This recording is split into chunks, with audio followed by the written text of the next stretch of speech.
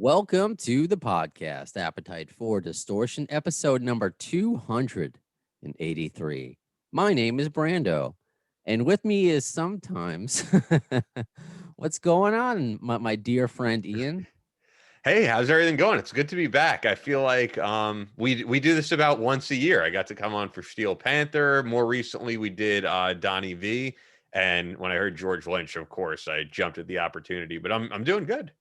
I'm happy to hear it. I always, when I refer to you on the podcast, I always say former co-host, current friend, Of course. Ian Scotto. And for those who don't know, Ian was I guess the catalyst to it all, the one who texted me. So what do you think about doing a Guns N' Roses podcast? And my response was, that's a stupid idea. And you departed after episode 39 because you have other ventures, which we'll get into after our interview with George Lynch.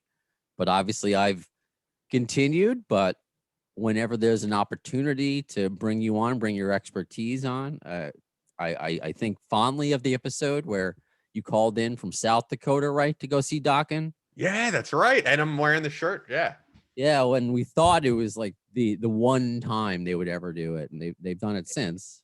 But yeah, but I and maybe we'll get into it with George. That was the last time the original lineup played in America, and I think it will be the last time ever because Mick Brown, their drummer, I believe, is like not in good health to do it. yeah, well, I mean, you saw something very special, definitely at the time. So I wanted to bring you back on, and also I missed you. I appreciate you. If you're watching on Zoom, you made your bed. It looks very nice. And we're going to talk to him, of course, about Dokken, about Guns N' Roses, the whatever opinion he may have, 6 degrees of GNR bacon. But I think you've I don't know how much you've listened to it because I sent you the sneak peek that we got of his new solo record, Seamless, which comes out August 20th. And there's a new song out now, Death by a Thousand Licks. And are you an instrumental fan? Are you because obviously it's just an instrumental album, not more than just guitar, but there's no vocals. Have you seen like instrumental in concert? I did with Buckethead. Have you ever seen an instrumental artist? Yeah, I've seen Buckethead a bunch of times, and what I saw, which was really cool, I saw 2 shows of that Generation Axe tour, which Oh, was right. Steve Vai, Zach Wilde, Nuno Bettencourt. Um, there was a few others on there too that I'm probably forgetting, but and of course Yngwie Malmsteen, Okay. and the guy from Animals as leaders. But yeah, that I saw 2 shows of that. Excellent. So yeah, I love that stuff. It's sick. It's a great album, just aggressive. And there are times, especially on the road trip, I was just on. I would have preferred that, but I was forced to listen to like these Dave Matthews. Yeah, that was part of Dave Matthews, but it was a lot of like crime, real life crime podcasts. And when you're in just like remote locations, I still want to hear about random murders. And this is coming from somebody who loves horror, but that's like I'm in my own home or in a theater. I'm not in a random park about, around people who could potentially kill me. So that was interesting. So, anyway, we're going to get George Lynch on in just a moment. That's going to be the best. Okay, no, I hit recording in progress and taking your advice. I Yeah, that's the best shit. And then you will sit there for another 4 hours and it'll be crap. And I go, you should have got the first thing I played. That was.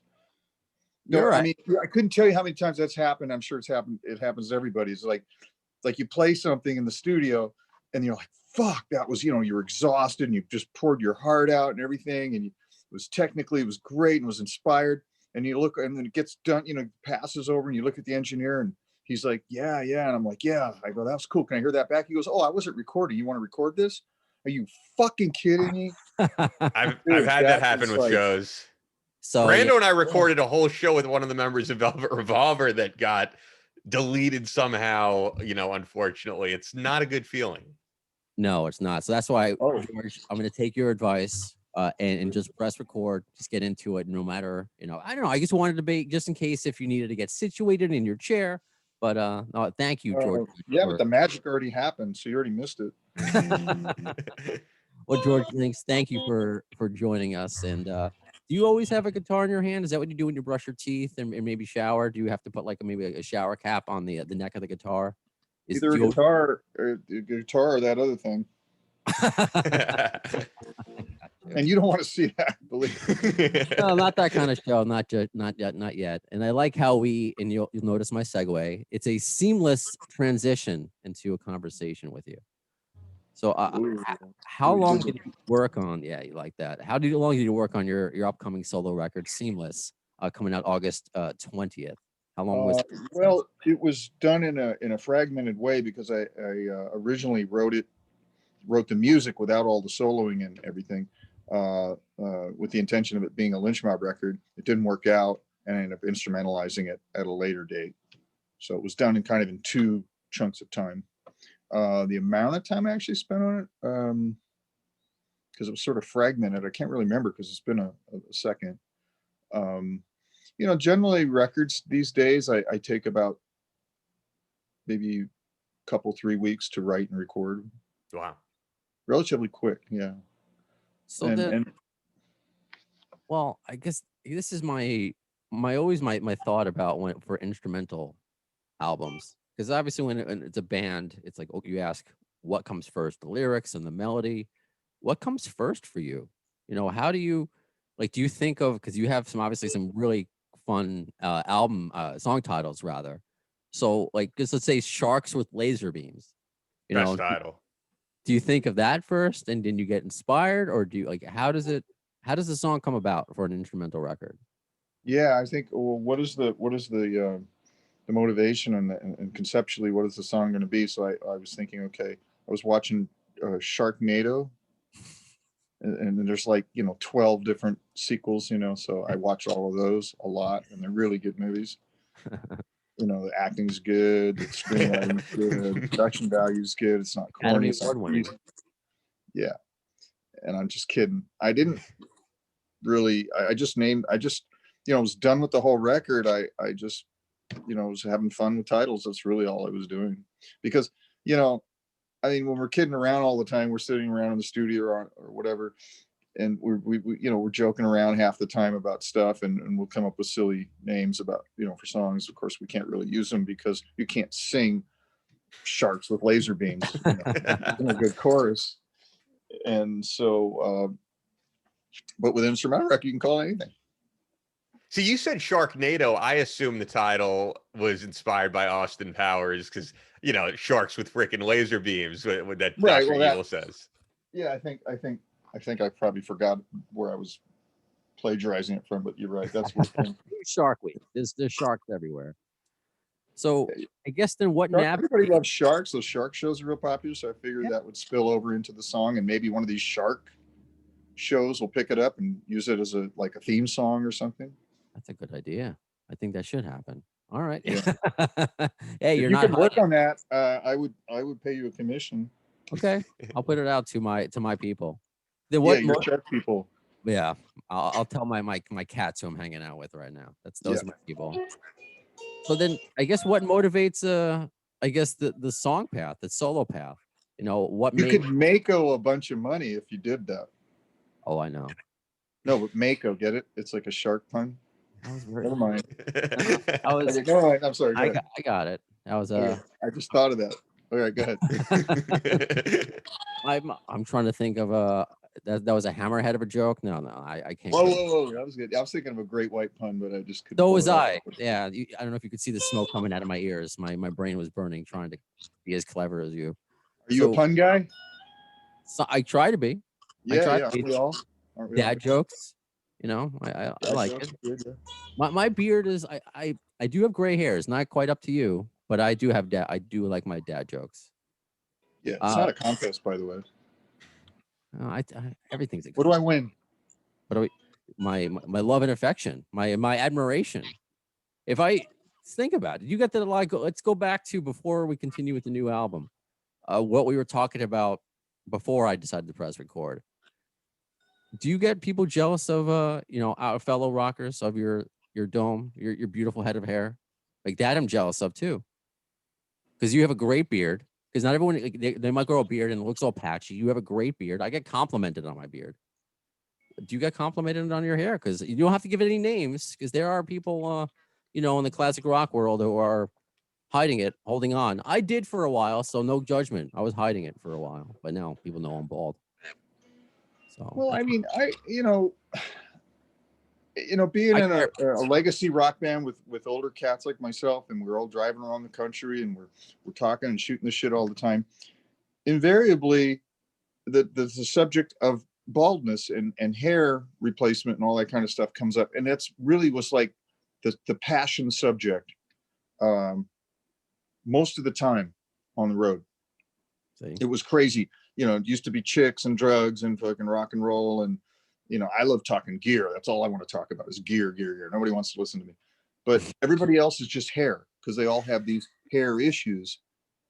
It's plugs, it's just laser, it's stem cell. I'm this guy, that guy. I'm going to try this. So how much does it cost? And what about this stuff I spray in my head? And what about that? And what does Mick Mars do? And what does Don Dokken do? And on and on.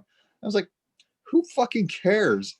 Because really, hair loss is due to the aromatization of male hormones, partly, I guess. So what it's an indication of, a sign of, is virility when you go bald.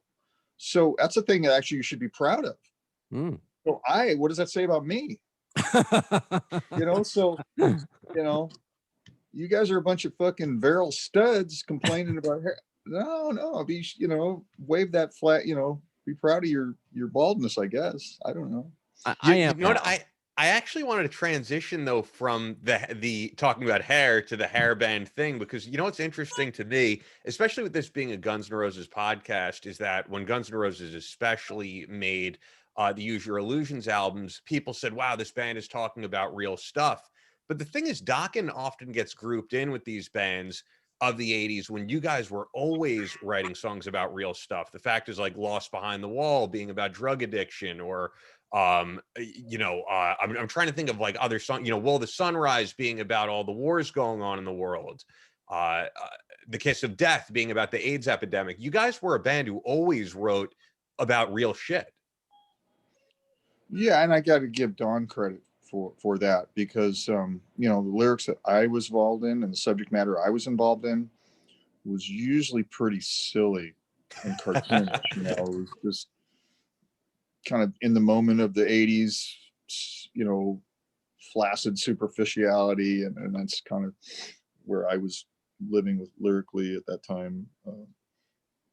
Tooth and Nail, and When Heaven Comes Down, Unchain the Night, things that mean nothing. All great songs, though. All great songs. Well, instrumentally, I think they were cool compositions, and they had good melodies, but lyrical content, a little bit suspect. I mean, what happens when you unchain the night?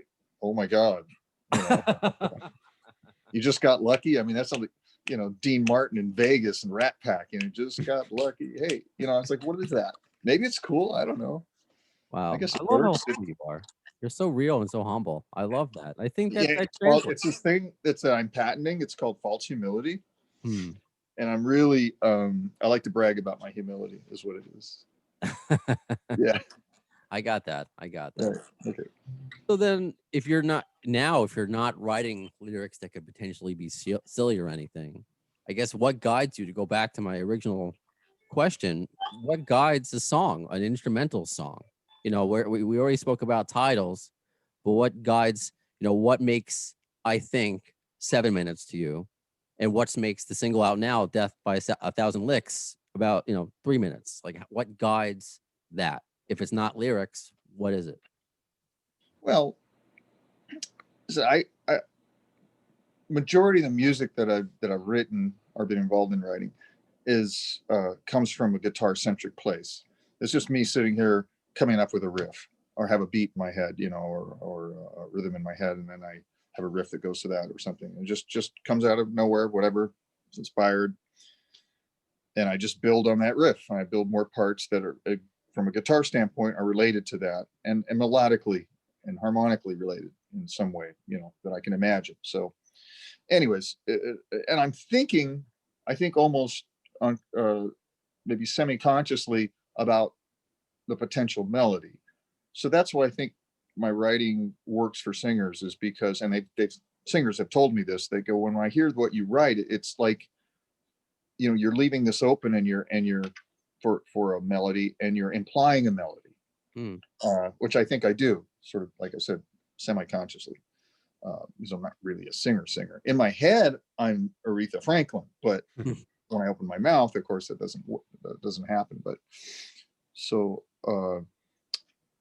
but having said that, I have been involved in records that I was very motivated from a very deep place to convey a message, and that would be Shadow Train, for instance, and to a lesser extent, my first solo record, which was not an entirely instrumental record, it was just partially instrumental, which was called Sacred Groove. I had some hand in some of the vocals on that one, and subject matter being, things that were important to me, the environment, political stuff, Native American issues, human issues, just in general, things that people really don't want to hear their 80s legacy rock guys talk about or address. And it really runs counter to what I'm kind of known for. And so it's not really a good fit. I'm not Tom Morello, as far as people's perception of me. So I'm not really a good vehicle for that kind of messaging, but it's frustrating for me. But that's the things I care about, that I tend to write about in lyrics, don't really come across in, when it's delivered by a Dokken guy. I think people have really been waiting since the 80s, though, for this album, for an instrumental album from you, though, especially Mr. Scary. People still listen to that song again and again. And when I got to see you at that South Dakota show, which is the last US show at the original band, and you performed that 3 times to get it perfect for the DVD and CD. But I think so many fans like myself have said, man, I want to hear a whole CD of Mr. Scary. Well, yeah, I mean, and I'll just say that actually on this record, Seamless, I did write all the lyrics. Because there are none, yeah. No, there are some. Okay, there are. All right. I thought it was 100% instrumental. There's one chorus, and I can't remember the name of the song, where I'm singing, and, it's pretty loud. It's in there. You can tell it's me. And I wrote those words and everything. It meant a lot to me. Yeah. You're absolutely right. And before I lose it, technically, all lyrics written by George Lynch, and I'm doing all the vocals on there too, on the whole album. No argument for me. No argument. See you in court, my friend. Do we cheat him in hell? Since you want to talk gear, and I wish I could be cool enough to be a musician, I got plenty of questions from listeners for you. This is from John Bryan, who I believe is from Florida. He says, for somebody with so many guitars, like the one in your hand, how does he decide which guitars to take out on the road to use or to record with? Well, gear is a huge motivator for me. So I'm constantly tone questing, and I have this circle of friends and that's all we do, is we're on Reverb and eBay and, discussing gear and, trading gear and buying gear and stuff. And so the gear, the tone gear chasing thing for me is like everything, it really drives and maintains my enthusiasm for everything else I do musically, so it's this kind of elusive, chasing the dragon thing. Okay. So I have to follow up with that with something, because, we're talking about the gear thing, and I don't think I've heard you comment on it. I mean, the ultimate gear guy was Eddie Van Halen. What was your reaction to that, incredible loss? Yeah, that hit me personally very hard, and every guitar player I know pretty much kind of felt the same way. That was, as we get older, obviously, we're seeing people go away and pass, and that's just normal, of course, but and we've seen a lot of that, and so that's pretty profound. But freaking David Bowie, and all these George Michaels and all these people, Prince, these giants, Tom Petty's, like, what, all at once, it seemed like, but Eddie was on another level, because obviously we're a little closer as far as what we do, and we kind of came up through in the same place at the same time, and had some connections and all that. So that's why it was more profound, I think. And I learned a lot from him, and I based a lot of my style on him. You know, even though we were compatriots in a way, he was way beyond me. So I lifted a lot of stuff from him and got, you know, inspired from him, as we all did. So, yeah, and he's a Southern California guy, and we were like kind of neighbors and played the same clubs and played on the same stages together and hung out, and did Monsters of Rock and shared licks and, you know, everything. So yeah, that was a pretty tough one. Yeah. It hits close to home too, I think, for us when our friends and stuff start disappearing, because, you know, it's a lonelier place after that, you know. Yeah. Any fun stories perhaps you might share with Eddie that might display maybe the fun side of his personality, or, you know, any I guess a fun EVH story that you might have that you wouldn't mind sharing? Well, he was just incredibly shy, and I don't think that, I don't know if it's a fun story, but he was, you know, he was just a super introvert. I mean, all the guy did was just sit in his room and play guitar his whole life, you know, and drink his beers and smoke his cigarettes and develop what he developed, you know. It changed the guitar world. So, you know, I think he was just sort of burdened with this whole, you know, the fame thing and being a human being in a complicated world. It isn't always so nice, you know, because he's a super sensitive guy, which allowed him to be this incredible musician, because you have to have that sort of sympathy and empathy. And so a lot of people thought he wasn't that nice of a person, but it was just because he was really quiet. You know, he was kind of a little bit scared, you know, but he spoke so beautifully through his instrument, you know. But we had moments, you know. We used to hang out, Monsters of Rock. We'd go almost every night, when Valerie wasn't out, and we'd jam. You know, we'd just sit in our hotel rooms and just play guitar all night. It was pretty awesome. And actually, I had some issues with my gear out there, on the Monsters tour, and they were the headliner, obviously. And he was so sweet, because he's like, "Hey man, take anything you want of mine." So I did half that tour with his gear. Nice. And that's pretty insane, because headliners usually don't do stuff like that. You know, they're usually, you know, hey, that's your problem, figure it out, you know, which is fair. But he was very sweet. You know, he just, hey, anything you want, heads, cabinets. And I used his rig for like half that tour. It's pretty sweet. Cool. Thank you for sharing. He gave my son a guitar lesson. There My kid was he went to GIT, and he wanted to be a guitar player like his dad. And I took him to meet Eddie at a show, and Eddie's like, "You know what? I'm going to show you. You're a guitar player. Let me show you." So they went back in the warm-up room and gave my son a little lesson and everything. That was pretty cool. Who does that? Eddie Van Halen. Right? Yeah. Nice. That's awesome. Thank you for sharing that. And the personality trait, just I couldn't help but think of, and I don't know if you can add to this, but it reminds me of, I guess, of how Axl Rose is perceived. So this is actually a follow-up question from John Bryan from Florida. What did you think about when Appetite came out, or were you even aware, because Dokken was so busy touring and working at that time in 1987? Well, I mean, obviously it was a monster, you know, record that was just a paradigm shift in rock and roll. But the connection, being a gear guy, again, to go back to that, my perspective on it was, I was more interested in what Slash was using in the studio, which was the same amp that I used on Back for the Attack, which was this amp that we both rented from SIR, Studio Instrument Rentals in Hollywood, which is on their, you know, in their warehouse.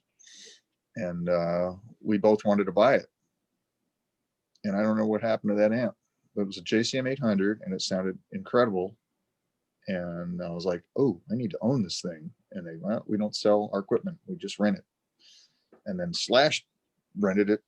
I guess, I don't know if because he rented it because he knew I used it, or if he just rented it, it was just a, you know, happy accident. But either way, we both ended up using it on our biggest records. And so that amp is out there floating around somewhere. So that was my connection to that record, anyways. That I remember. That's so cool.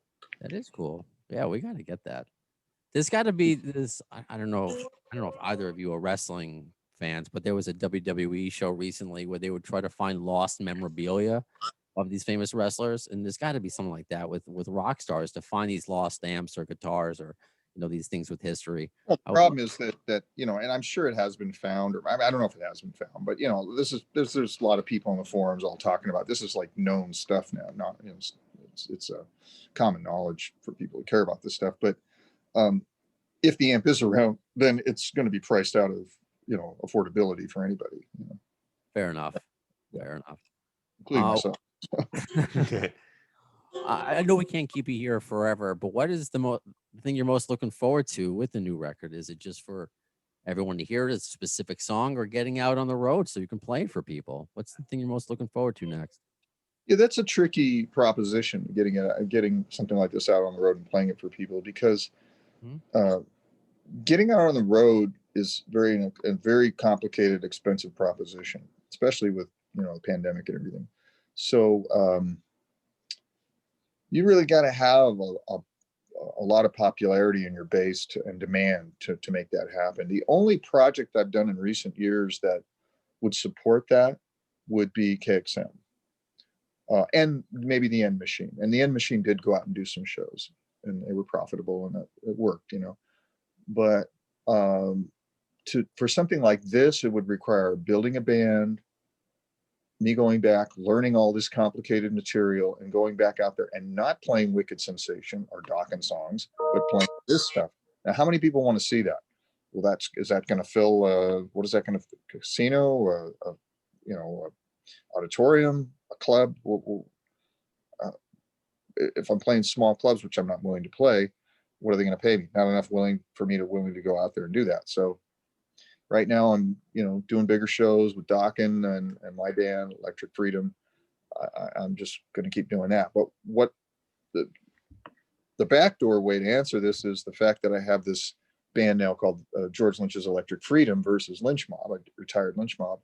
But what that allows me to do is open up my set list to just about anything. So what I can do is, if this record does okay and people are like, hey, I got people, they're holding the signs, sharks with laser beams, please. Hello. Play sharks. I'm like, okay, well, me and the band will learn sharks and we'll play that. Awesome.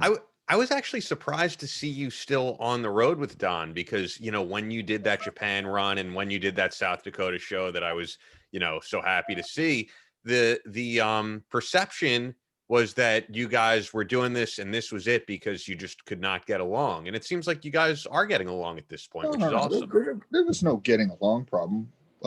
Getting along problems were back in the 80s, There hadn't been anything like that. But there was some stuff in the 90s too when we reformed in 94. Since then, I mean, that's how many decades ago? I mean, none of that's true now. I mean, we're fine.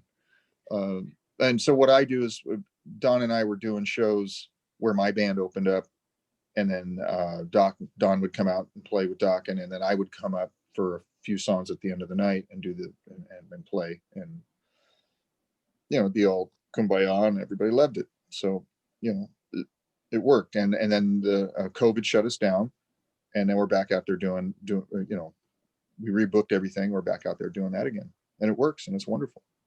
Yeah, those got to be awesome shows. I'm wondering, from your perspective too, what's it like seeing John Levin now with Dokken try to replicate those solos that you built? Well, John's wonderful, and we get along great, and we share a backline every night, and he's very sweet and accommodating, and I respect his. I mean, he's a monster player. I mean, he's playing sorry. That's all right. I think that means we got to let you go in like a couple minutes. Yeah, we will. He's playing my stuff more accurately than I could ever play it, because I don't sit down and learn my solos note for note like I should. I try to do them within a certain amount of accuracy, but he's a machine. He can. So it's wonderful, and it's fine. I don't care. But he's a very sweet guy, and I mean, when I come out, he leaves the stage, and I come out and I do my thing, and everybody loves it, and that's it. Everybody wins. It's a win-win all the way around. And he actually said this the other night. We were playing it in Vegas, and he said, it's just fucking so surreal for me to be sitting here with you in a room and playing your songs while you have to sit here listening to me play your songs when you're the guy, you know. And you know, it's kind of weird for all of us. God, I keep getting Sean keeps calling in here. That's Sorry. all right. No, that's all right. I'll apologize to Sean for keeping you a few minutes late. Yeah. It's my fault. I was too interested in that, but I know we're keeping you too long. But seriously, thank you so much. Oh no, man, it was great. Thank you guys for having me. You got it, George. I hope we get to do this again. Yeah, we will. Awesome. Talk soon. All right. Bye bye. Okay. It's all right. I think it's my fault. I think we had him for like 25, and I think okay. we pushed it to half. It's hard to, there's so much history there, though. It's like the amount of stuff I would have loved to have gotten into. It's like the Dream Warriors video, and also, what I would have loved to have, I wanted to ask him about this, and maybe if we get a chance to do it another time. It's kind of interesting if you read about the Dream Warriors video.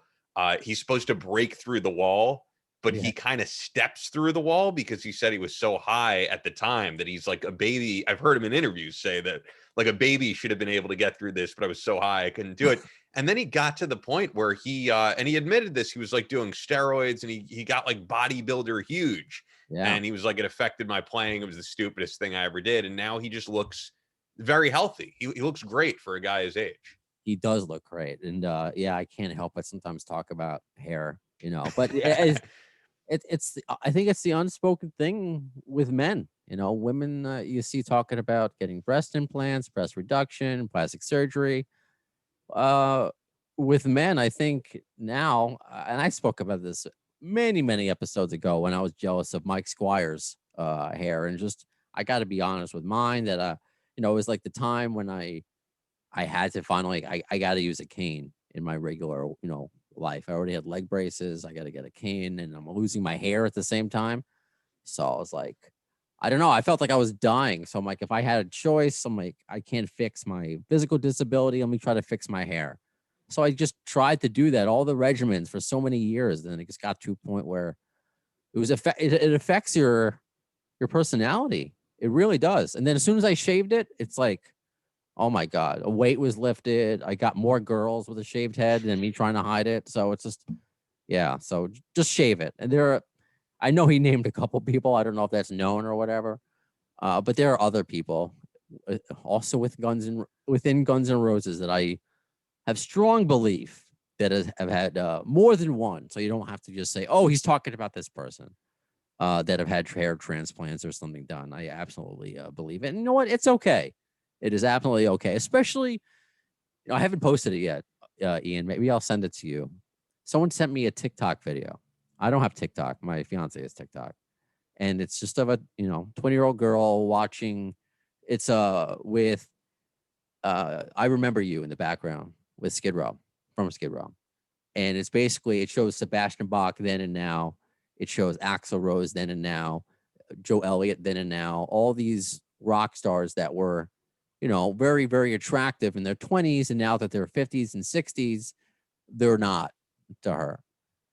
It's like, hey, sister, let's see what you look like in 20, 30 years. All right. Like, I don't like it. It bothers me, and I think that's why people like Eddie Van Halen is shy. Axl Rose is shy. We made Demon as being an asshole, but there are assholes in the world who are just ready to make fun of you because you're famous. So that was interesting to hear about Eddie Van Halen. Yeah, I think with Eddie Van Halen, though, it was kind of the yin and the yang of Van Halen, because you have David Lee Roth, who is by far the most outgoing guy in the world, who never stops talking. If you listen to the latest interview he did with Joe Rogan, I mean, it's just all over the place. They don't even talk about Eddie Van Halen. I think it's his first long form interview since the loss of Eddie Van Halen, and he talks about pretty much everything else.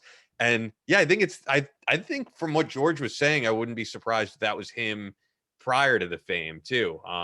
You know, I know I've even read about that he was so when the way he played guitar, Eddie was so innovative for the time that he turned his back to the audience because he didn't want anybody kind of stealing his techniques and what he was doing. So I think he's always been a kind of a shy guy, and David Lee Roth more than made up for that. And Sammy Hagar too, another extremely outgoing frontman.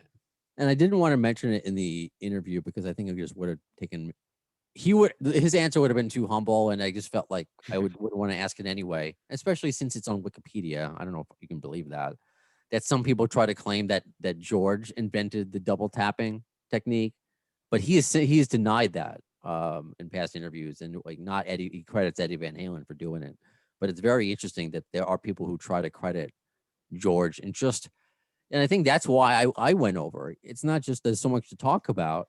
He's so nice and humble and jokey. I just feel like we could have had an easy, hour or 2 hour conversation that would have went by quick. So, given his demeanor, it sounds like we will get him on again. We'll ask about Dream Warriors. We'll ask more about GNR, of course. But yeah, I'm happy that you were able to get in some Dokken questions, and him and Don are okay. They're frolicking through the fields, holding hands, kind of. Yeah, and that sounds good. It does. But and it was also interesting to hear him give John Levin props. I don't think I don't know, man. I mean, it would probably be, could you imagine Slash being on stage watching DJ Ashba try to replicate what he did? It'd probably be weird. It would be weird. It would be weird. And I give George credit for that too. Just to be able to be put in that position and him just being like a mentor, in a situation, he just seems to get it. He really seems to get it. What? Maybe he's a little too humble, but doesn't realize how great he is. But I think that's what makes him great. It's very cool. And when you mentioned lyrics, I was like, oh shit. I mean, I did listen to the album, and there were some songs I was like, I did. I'm sorry, I got a lot of stuff going on. I'm like, all right, I've listened to that 3 minutes of this 5 minute song. I don't need to continue. I'm like, shit, did I miss something? It's true. He's right though. He lyrics credited. I don't know if it's spelled with a bunch of H's or a bunch of A's, but whatever. All the props and credit in the world to him. I'm looking really forward to hearing it. I really am, because he is incredible at what he does. And like Red Beach from Winger just put out a great soul album last year, and this seems like it'll be that type of caliber album. Yeah, it is really great, and it's awesome to see, as he says, like the '80s guitar heroes. But I look at it more than just that, just to label him, still doing aggressive music, and still out there. It's just it's great, and I'm glad to have him on the podcast. Somebody I've always wanted to speak to, and I'm glad you were able to do it. Yeah, I am too. Because I don't think I've ever spoken about Dokken since you left.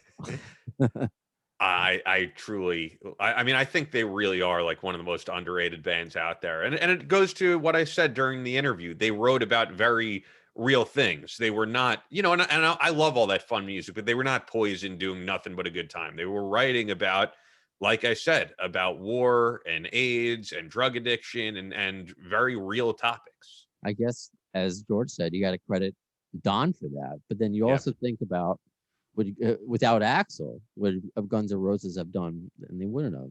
Like Slash has never done Civil War, like on his own, something like that. Even the controversial, and I'll use it as an example. I'm sorry, 1 in a Million is a take. It's not I don't believe it's a racist song the way people perceive it to be. I know people can be offended, and it's okay to be offended by those words, but it's his characterization of a racist, of what he believes to be a racist. And so, I mean, those are hard lyrics that about serious subjects that, Slash, it's great that all the songs he puts out there, whether it was with the Velvet or now that he's going to put out another new Miles album early next year, first one on Gibson. Gibson has a new label, but he's not putting out any cultural, thought pieces, and that's fine. That's totally fine. He doesn't have to. All he has to do is make pinball machines. Do you see this, by the way? I got to get this. Yes, that's awesome. I know it is awesome. I didn't think he would. I didn't expect anything. I thought when I went there, I'd get maybe a couple shirts. But yeah, when he pulled this out, and then he signed a Rock, not Slash, but Eric Mune, the co-designer. But yeah, it has everybody on there, which is just cool. I got to get that frame now. That's so cool. I was gonna say, on the term of kind of merchandise, did you know Miles Kennedy put out a signature microphone? No, I didn't. Yeah, so he was on Eddie Trunk, and Eddie complimented the way he sounded, and he was like, "Oh yeah, this is my signature microphone. I'll send you one." So I'm kind of like curious to hear how, like, I'm not even like a huge Miles Kennedy fan, but I kind of want to hear like how good this microphone is. I kind of want to pick it up. Maybe, yeah. If Miles wants to he said he had a great time on the podcast. Nice. I'll use Miles' mic for the podcast. I'll do that. I got Mike Squires with the theme song. I can get Miles' mic.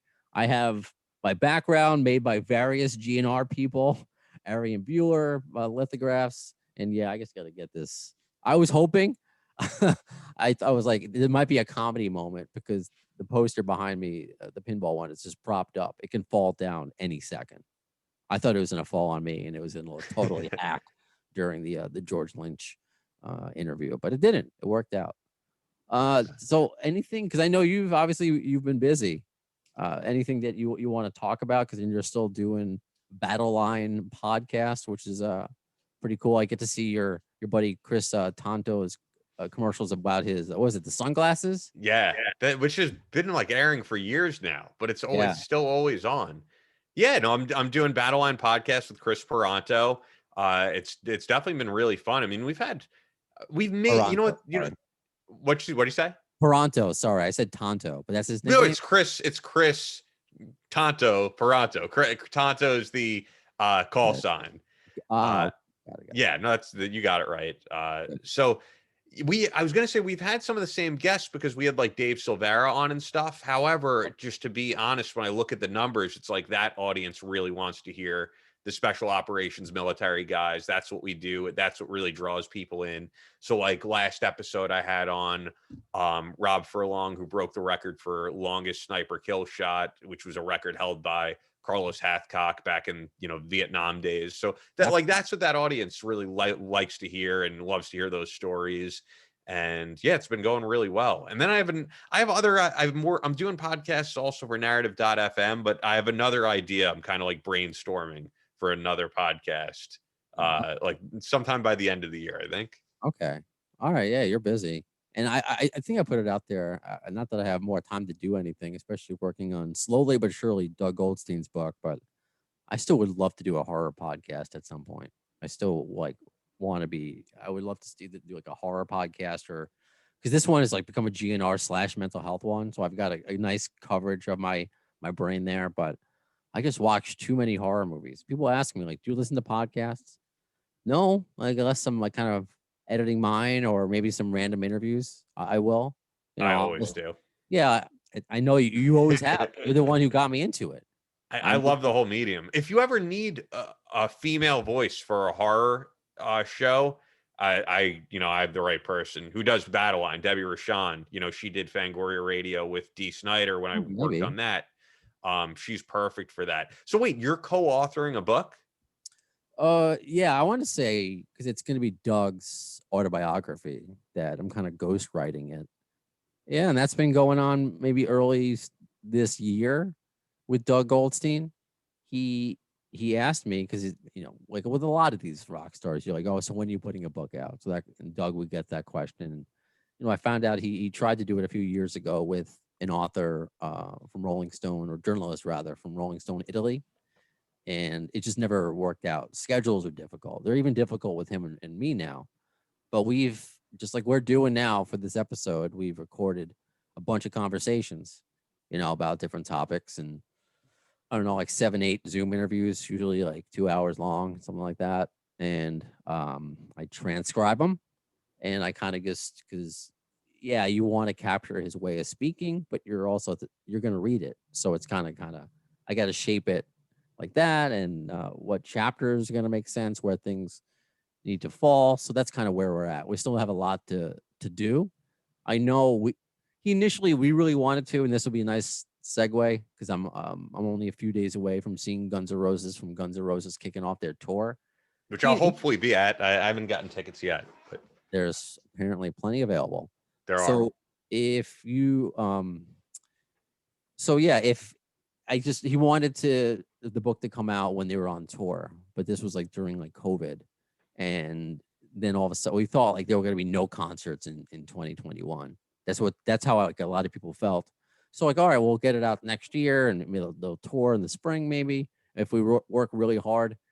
But yeah, obviously we're not going to get it out in time for them to tour. But at some point, I think he would like to have them be out on the road, and for him to do a book tour at the same time, which I'm sure they would love for Doug Goldstein to do be at the Barnes and Noble right down the road from where Guns N' Roses is playing. But yeah, that's kind of what it's been at, and it was a fun conversation that I had. I spoke about this a little bit with the episode when I had Rick Dunsford on.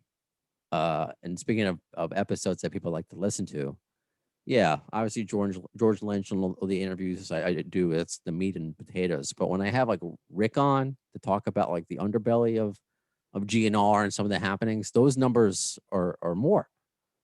It should goes to show you that I try to avoid like the sensationalistic in spite of myself. Like I can get better numbers if I did like the Guns N' Roses dirt, but I don't do that. So that's why it's going to be interesting with the book.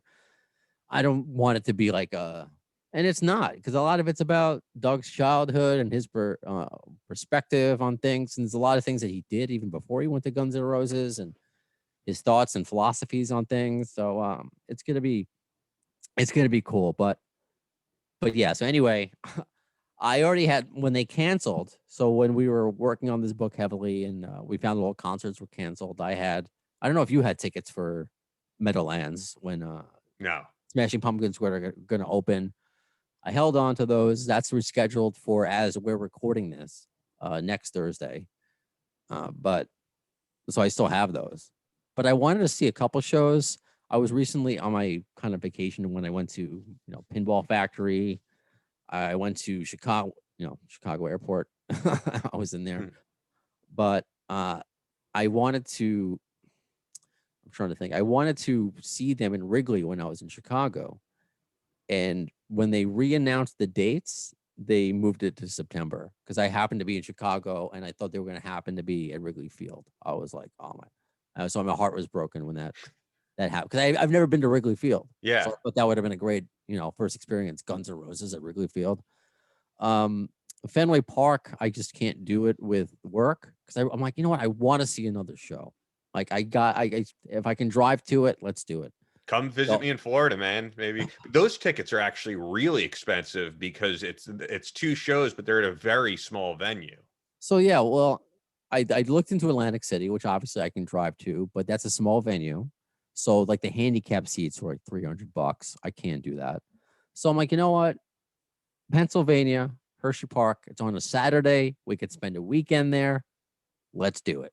So that's what we're doing. That's the kickoff show. So it's gonna be fun. And maybe I'll ask you, because you looked at the tickets, and I've seen these kind of, I don't know if it's just Guns N' Roses. It could be other acts too, because like I've seen it with the Black Crowes when people put out the seating chart, that it's not selling very well. Yeah. And I don't want to say now that's a Guns N' Roses problem. I don't think it is. I think it's because of COVID, because I've looked at other shows, small venue shows for certain bands are selling out quick. Like actually Limp Bizkit is playing by us at the Paramount. That sold out like immediately, the floor. And I got a ticket. I don't know if I'm going to resell because they're going pretty high now. But that's a small venue show. But I've looked at arena shows. So even things like John Mayer is going on tour, and I noticed pretty much you can get a seat anywhere, and they're not even that expensive. Yeah, I looked at some others too. I can't think of them off the top of my head, but seats are a lot less expensive and there's just a lot more available. I think there's still some hesitancy. There's also probably people who are not doing well financially because of COVID, and they don't have the disposable income to just go to shows. I agree with that. That's why I know the supply and demand, and perhaps I'm the fool for buying these the Pennsylvania tickets as soon as they went on sale, because I think they've gone down. But I think that needs to be taken into account by all these acts. I know they're also, not that like Axl Rose is hurting, but I know that he cares about his crew, his team. They need to be paid as well. So I don't know. Maybe I don't want to give a strong opinion because I'm not on the inside and the finances, but I think all of that needs to be taken into account. You're right. Is the finances of people. I I don't know how many concerts I want to go to. Yeah, I want to see Guns N' Roses.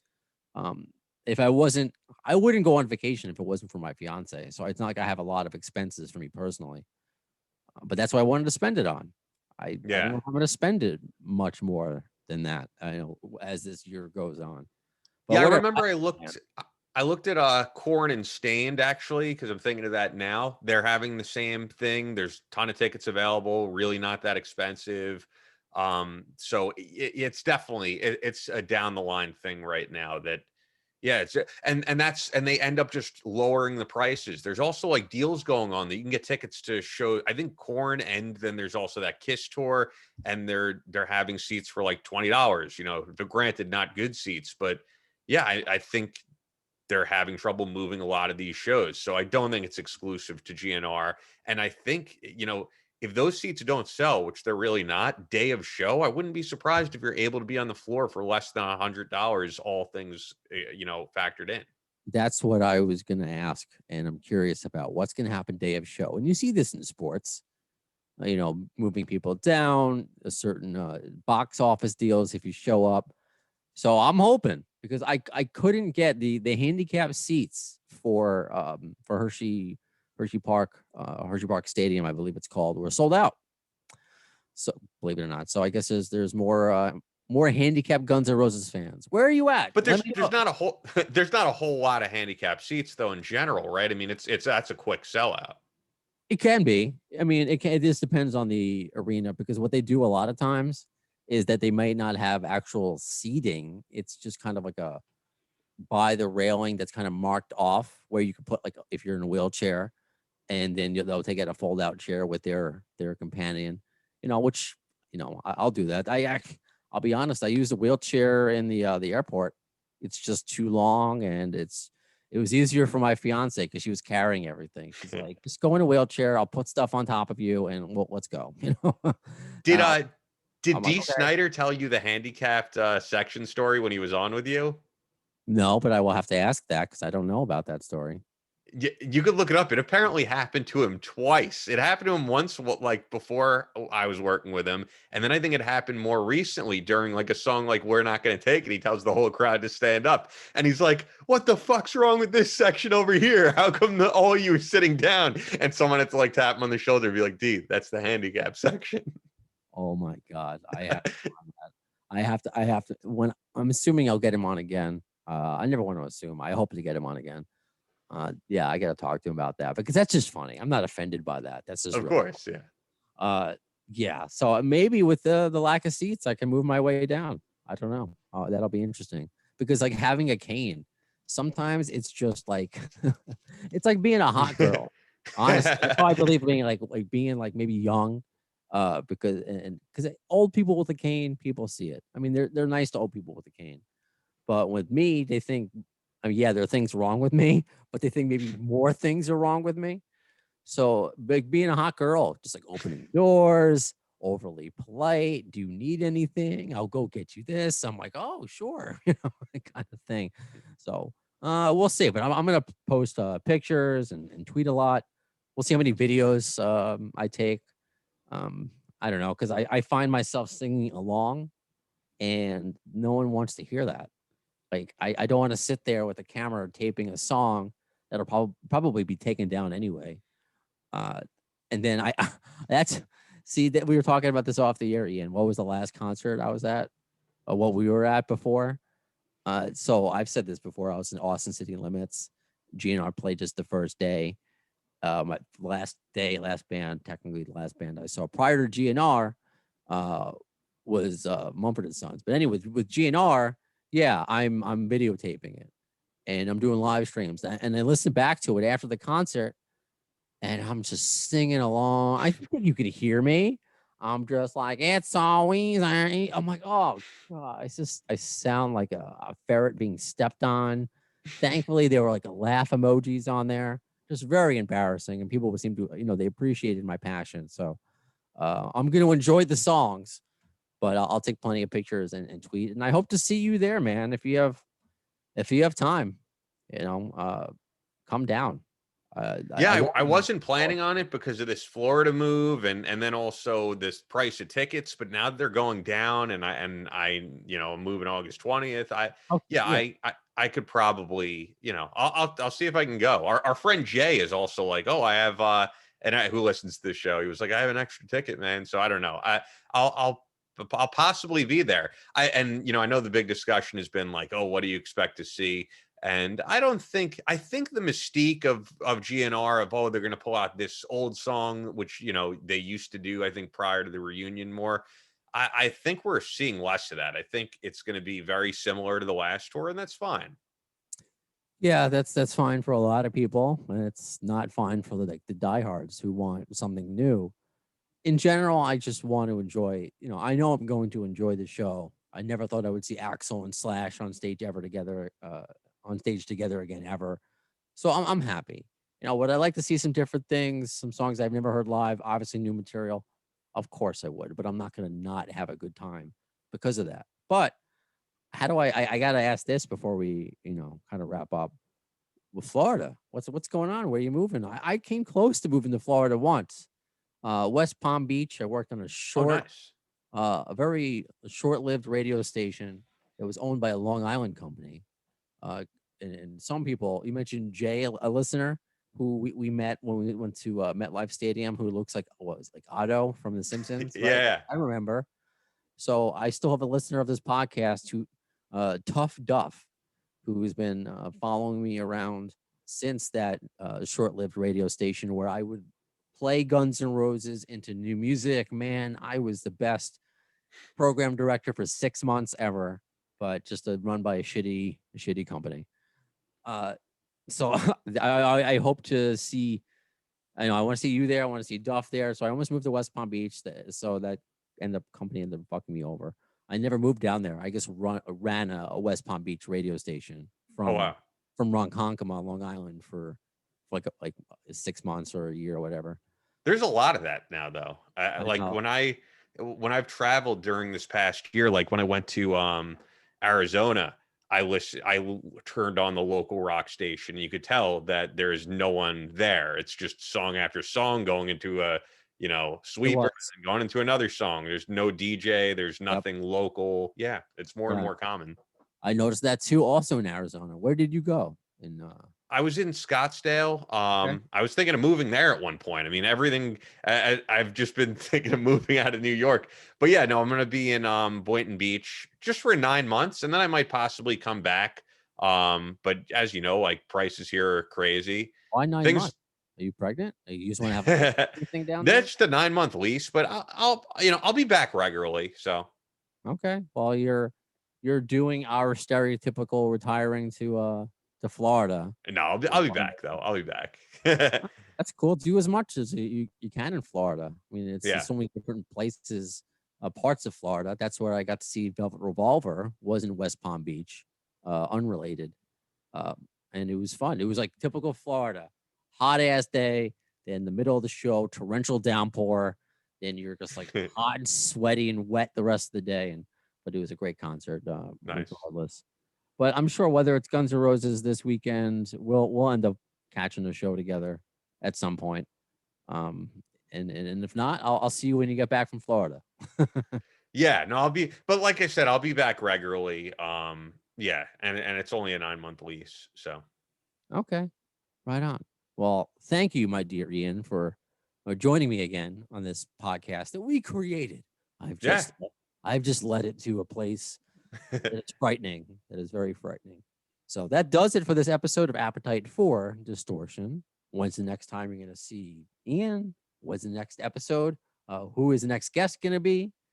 Well, the words of Axl Rose concerning Chinese democracy. You'll see it. I don't know if soon is the word.